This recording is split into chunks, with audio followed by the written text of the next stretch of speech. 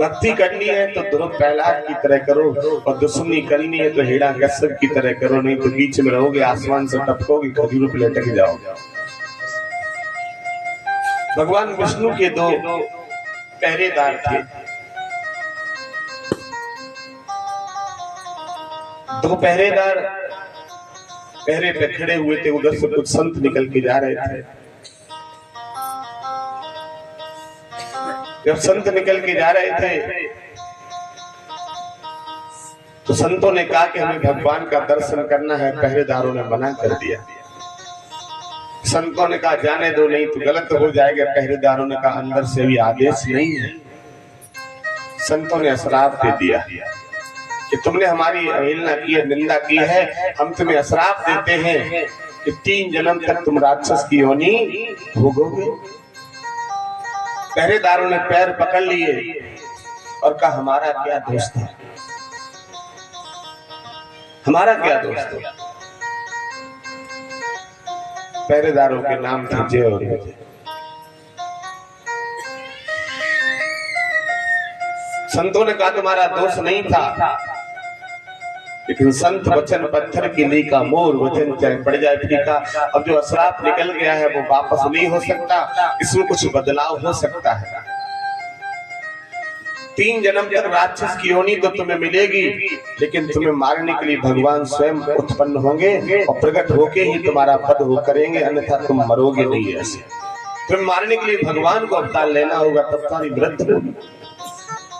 तो सबसे पहला जन्म इन दोनों का हिरण्यकश्यप हिरण्याक्ष के रूप से हुआ।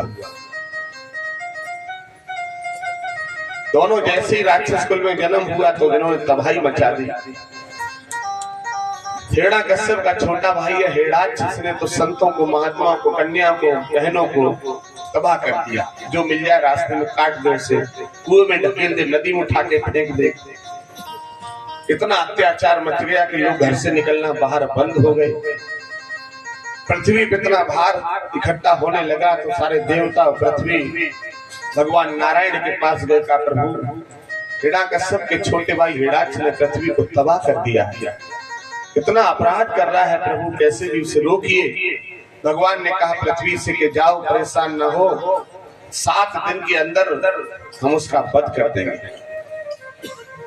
भगवान ने सूकर का रूप धारण किया और हिरण्याक्ष का वध कर दिया। जैसे हिरण्याक्ष का वध हुआ और ये बात हिरण्याकश्यप को मालूम पड़ गई कि हमारे छोटे भाई को भगवान विष्णु ने मार दिया है, तो उसने भगवान से दुश्मनी बांधना। अब कहा नर और कहा नारायण, भगवान से दुश्मनी बांधना शुरू कर दी कि जैसे हमारे भाई को इन्होंने मारा वैसे हम भी इनको मारेंगे। फिर मन में विचार आया कि ऐसे नहीं मार पाएंगे, भगवान को मारने के लिए हमें तपस्या करनी होगी और वरदान प्राप्त करना होगा, तब वरदान के द्वारा इनको मार सकते, वैसे नहीं मार सकते।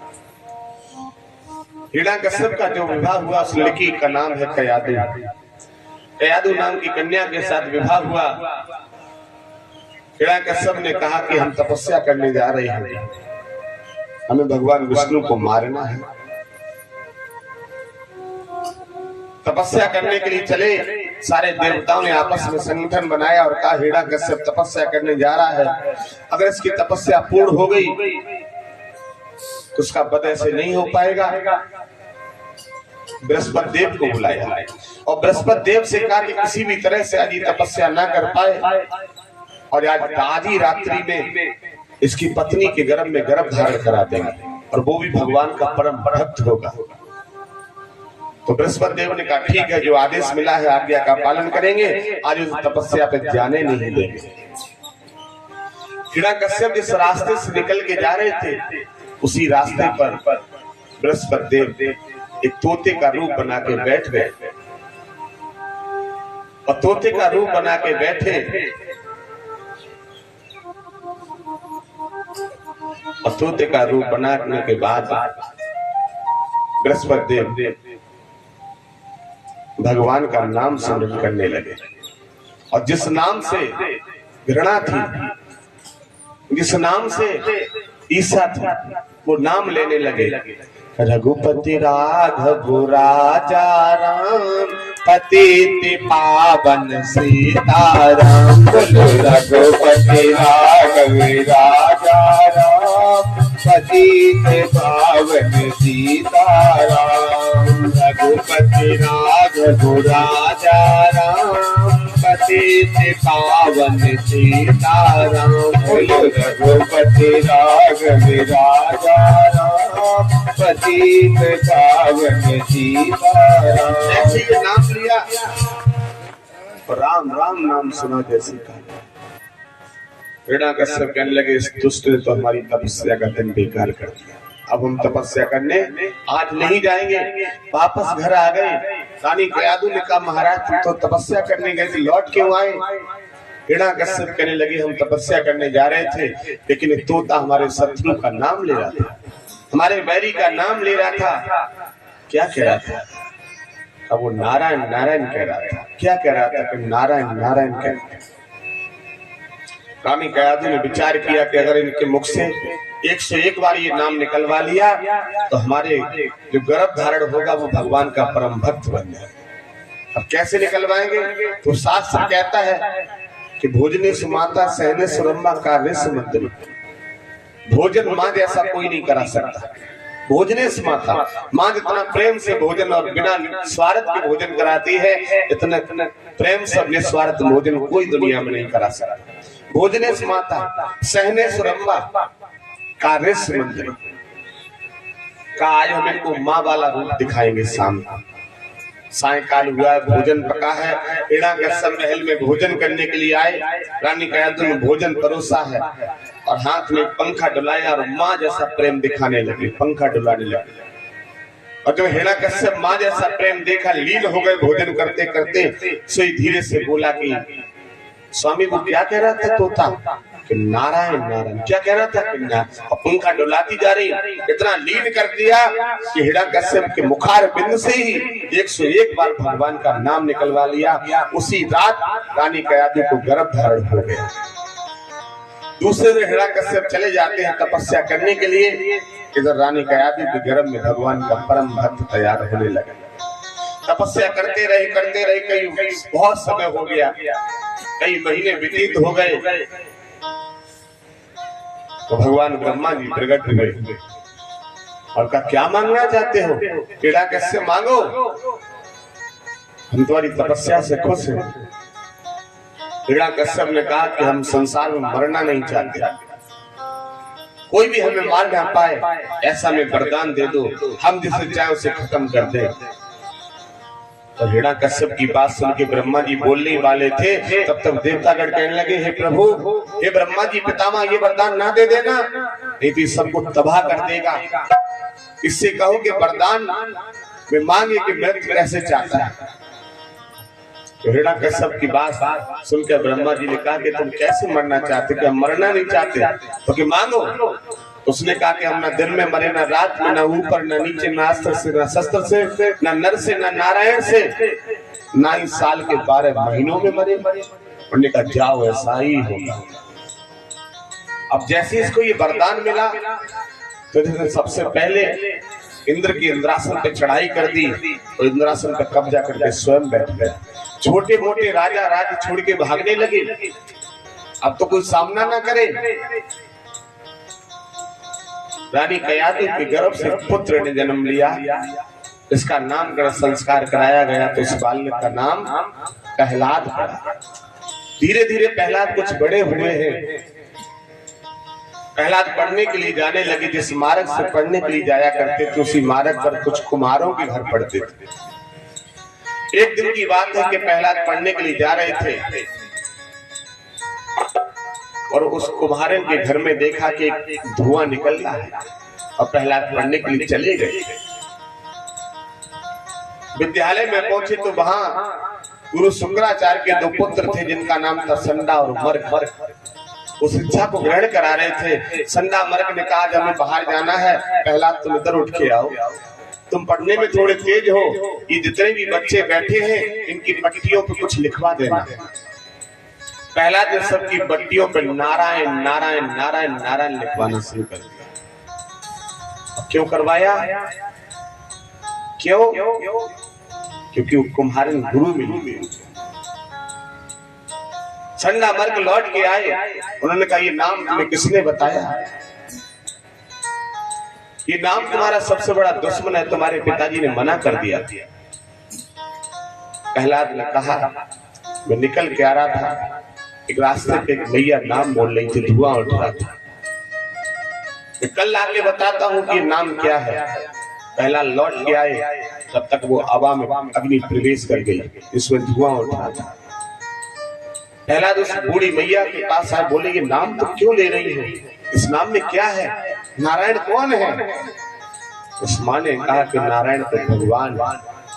कहा भगवान तुम्हारे पिताजी बताते अपने आप को कि नहीं, नारायण तो भगवान है। तो का नाम क्यों ले रही है, क्यों रो रही हो? ये आबा जो हमने कल दिलाई थी, इसमें आज अग्नि प्रवेश कर गई है और इसमें 4 बिल्ली के बच्चे हमारे दब गए हैं, और बिल्ली के बच्चों को बचाने के लिए कल से हम बैठे ये नाम ले रहे हैं, ये तुमने सुना होगा। प्रहलाद कहने लगे भगवान इतने पागल है जो हवा में दबने आ जाएंगे और बिल्ली के बच्चे बचा देंगे? वो कुम्हारिन कहने लगी भगवान की कृपा का कोई पता नहीं है। प्रहलाद कहने लगे तुम्हारी हवा कब खोलेगी? कि कल प्रातः काल। ठीक है हम आएंगे, हमारे सामने हवा खोल। वही किया, पूरी रात तुम्हारे रोती रही आंखें सूज गई और कहा प्रभु अगर आज बिल्ली के बच्चे जीवित ना बचे तो दुनिया में तुम्हारा कोई नाम लेने वाला तैयार नहीं होगा। पहला सुबह आए हैं तलवार हाथ में लेके, कुम्हारिन से बोले चलो हवा खोल के दिखाओ। तो कुम्हारिन आई, हवा को खोलने लगे। श्रीमन नारायण नारायण नारायण श्रीमन नारायण नारायण नारायण भगवान नारायण नारायण नारायण भगवान नारायण नारायण नारायण। जो नारायण नाम लेते हैं, जो नारायण नाम लेते हैं, जो नारायण नाम लेते हैं, जो नारायण नाम लेते हैं, पाप होते सब नारायण। श्रीमन नारायण नारायण नारायण भगवान नारायण नारायण नारायण। नारायण नारायण कहते हुए हवा को खोला, और जैसी हवा को खोला सारे बर्तन पक चुके हैं, वो 4 बर्तन कच्चे बचे हैं जिसमें वो बिल्ली के बच्चे बैठे थे। कुम्हारिन ने कहा पहला बेटा इन बर्तनों को तुम अपने हाथों से हटाओ, इनको हम नहीं हटाएंगे। आज प्रहलाद जी ने जैसे वो बर्तन हटाए, चारों बिल्ली के बच्चे जीवित निकल आए।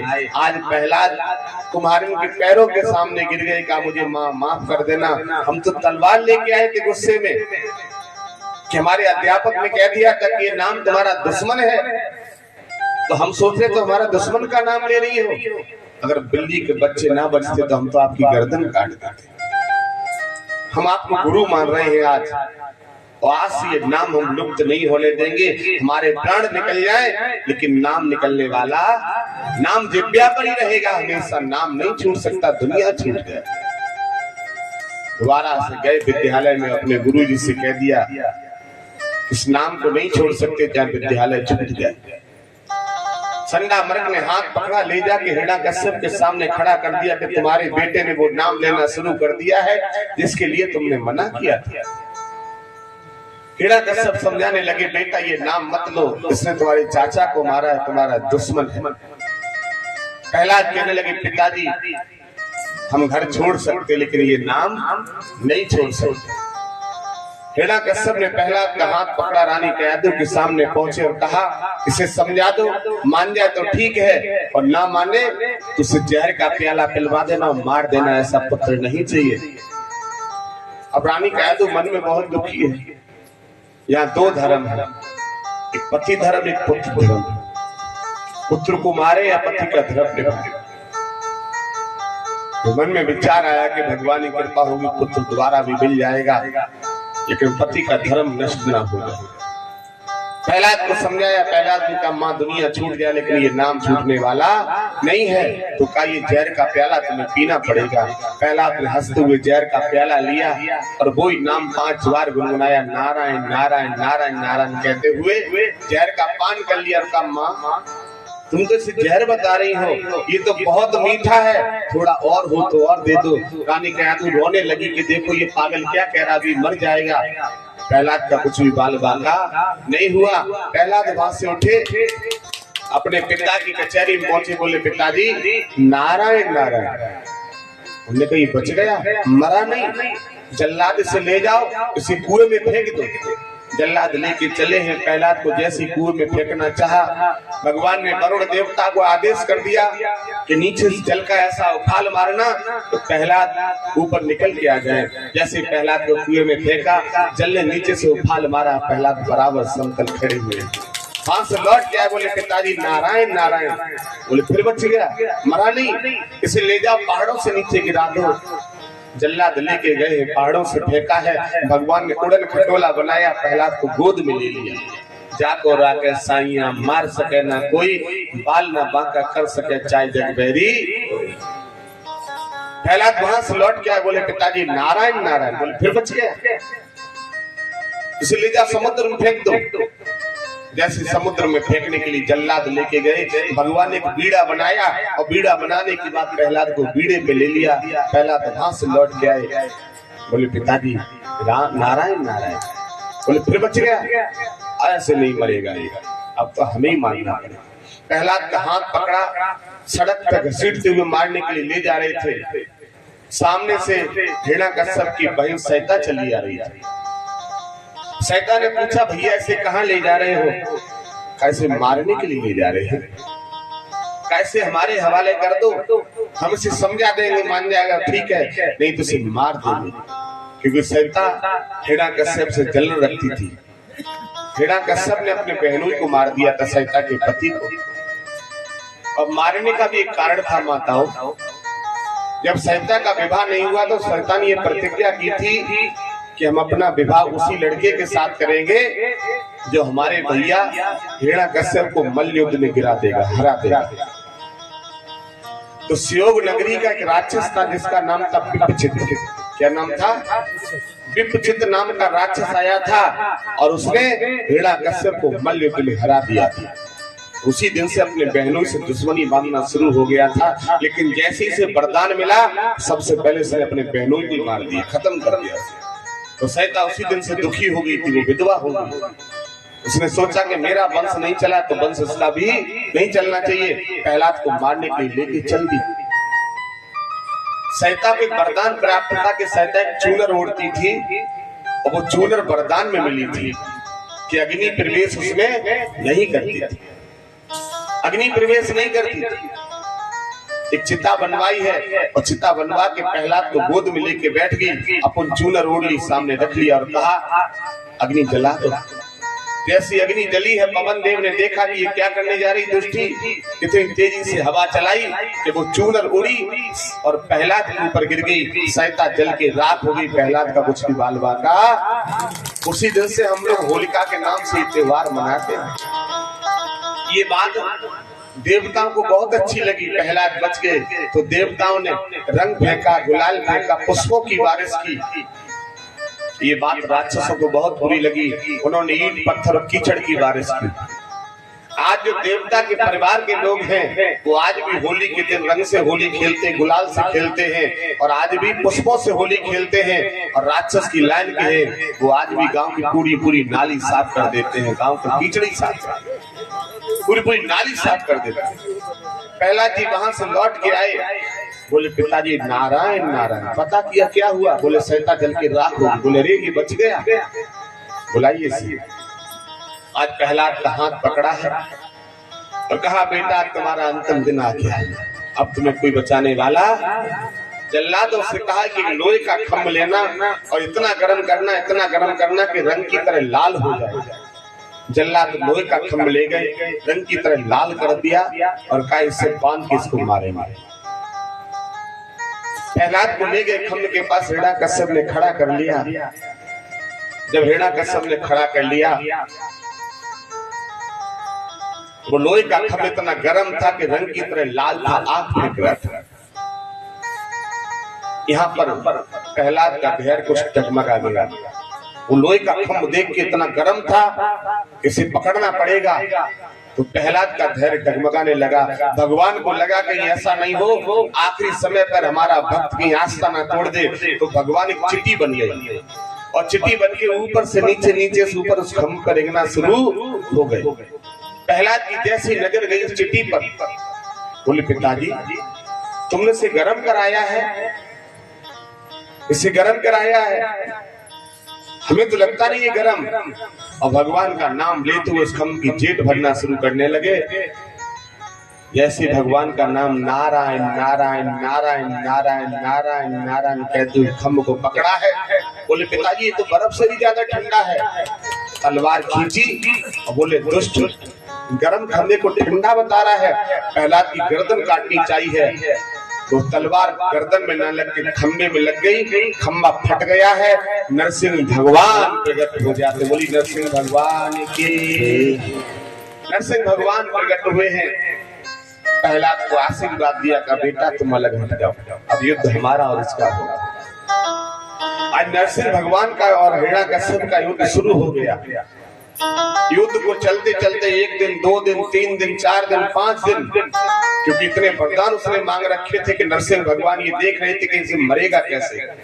और एक वरदान हो तो हो, न दिन में मरे, न रात में, न ऊपर न नीचे, न अस्त्र से, न शस्त्र से, न नर से, न नारायण से, न साल के 12 महीनों में मरे। तो नरसिंह भगवान ने सब समय देखते रहे युद्ध करते करते।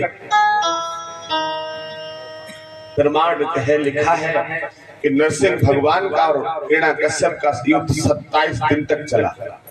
अब नरसिंह भगवान के सामने कोई 27 दिन रुक गया होगा तो बहुत बड़ा राक्षस था, लेकिन 27वें दिन नरसिंह भगवान ने उसे ऐसे ऊपर उछाला और उछालने के बाद अपनी जंगों पर रख लिया। बोले बेटा आज तुम्हें कोई बचाने वाला नहीं।